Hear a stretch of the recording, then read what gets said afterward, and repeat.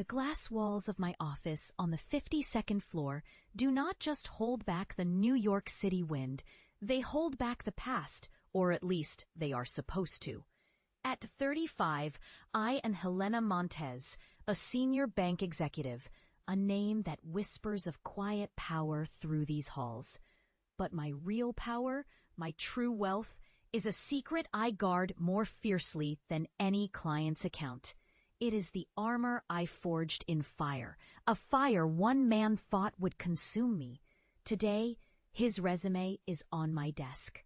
A flimsy piece of paper detailing a decade of failures, and I can almost smell the smoke from that old life again. It started 10 years ago in a tiny 5th-floor walk-up apartment that always smelled of damp laundry and broken dreams.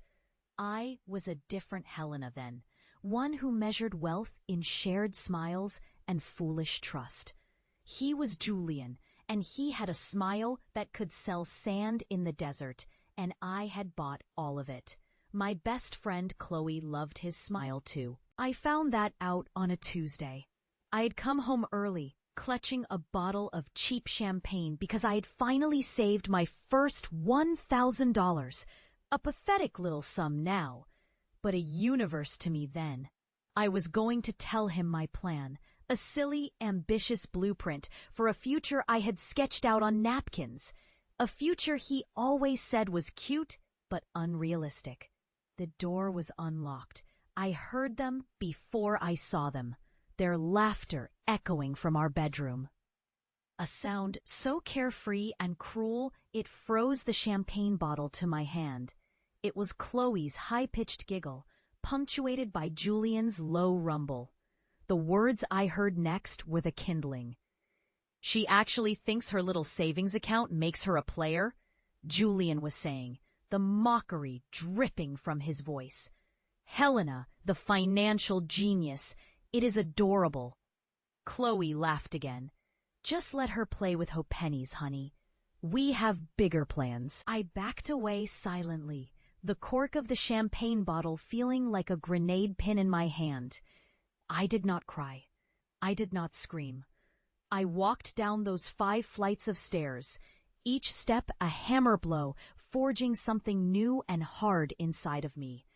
In the alleyway behind the building, surrounded by the stench of garbage and regret, I did not throw the bottle. I set it down, gently, and I made a new plan. The betrayal was not just about infidelity. It was about dismissal. They had not just stolen my love and my friendship. They had belittled my ambition, the very core of who I was. They saw me as a fool, a girl playing with pennies. That night I decided I would build an empire out of those pennies, an empire so vast they would one day be ants at the gate, begging to be let in.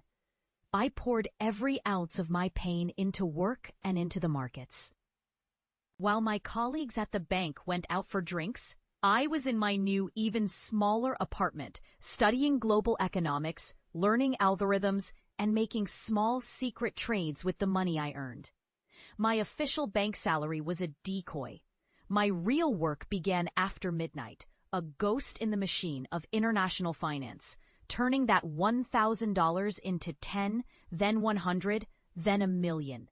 I built my fortune in the shadows, a secret whispered between servers in Frankfurt and Tokyo, completely invisible to the people I saw every day. I watched Julian and Chloe from a distance, through the sterile lens of social media. They started a business together, some flashy marketing firm built on his charm and her connections. It burned bright and fast, just like their affair, and then it fizzled into debt and quiet resentment. They split up. He bounced from job to job, his smile losing its shine with each failure. She married a dentist and moved to the suburbs. They had tried to build a life on a foundation of my stolen trust, and it had crumbled to dust, just as I knew it would. My path was different. My promotions at the bank were not luck. They were calculated steps on a ladder I was building for myself, each one giving me access to more information, more opportunity. People saw the polished executive, Helena Montez, who gave sharp presentations and managed a multi-billion-dollar portfolio.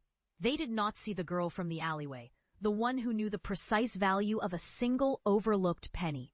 If you love Helena's journey, like and subscribe to join her next chapter. And now, 10 years later, he is here. His resume sits on my mahogany desk, a testament to a life of poor choices. He is applying for a junior analyst position, a numbers guy. The irony is so thick I could choke on it. My assistant buzzes. Mr. Julian Croft is here for his final interview. I press the button. Send him in. The man who walks through my door is a ghost. The confident swagger is gone, replaced by the nervous shuffle of a man who has known too much failure. His suit is a size too big, the fabric thin and cheap. His eyes dart around my office, at the original paintings on the walls, at the sprawling view of the city below, and they are wide with a mixture of awe and desperation. He does not recognize me. To him, I am just Miss Montez, the powerful executive who holds his future in her hands. Mr. Croft, I say, my voice even and cool. Please, have a seat. He nearly falls into the chair. We go through the motions. I ask him about his experience, his strengths, his weaknesses. I watch him stumble over his own lies, trying to paint his string of failed jobs as a series of learning experiences. I let the silence stretch after his answers, letting him sweat. Finally, I lean forward, folding my hands on the desk. You seem to have had a difficult few years, Mr. Croft. A lot of instability. Why should I take a risk on you? He swallows hard, his gaze fixed on a spot on my desk. Because I am hungry, Miss Montez. I have learned from my mistakes. I will do whatever it takes. I just need one chance. His voice is thin, pleading. This is the moment I have replayed in my mind 1,000 times. I could destroy him. I could laugh and tell him to get out. But that would be too easy, too quick. Revenge is a dish best served cold. But justice, true justice, is a meal you force your enemy to eat every single day for the rest of his life. I slide a contract across the desk. We are prepared to offer you the position. The salary is listed there. It is more than fair. His eyes light up, scanning the numbers. It is more money than he has seen in years. He looks up at me, a pathetic, grateful smile starting to form. Thank you, Miss Montez. Thank you. You will not regret this. I hold up a hand. I know I will not, I say, my voice dropping just a little. Your first assignment will be managing a small private fund. It is a legacy account, started from a very small seed investment about 10 years ago. It is special to me. I pause, letting him absorb it. It all started with a single $1,000 deposit, a girl playing with her pennies. His head snaps up. The blood drains from his face as he finally, truly sees me. The recognition dawns, followed by a wave of pure, undiluted horror. He opens his mouth, but no sound comes out. Hello, Julian, I say, my voice a soft, silken blade. Welcome to the company. He cannot run. He needs the money, the health insurance, the sliver of dignity this job represents. He will take it.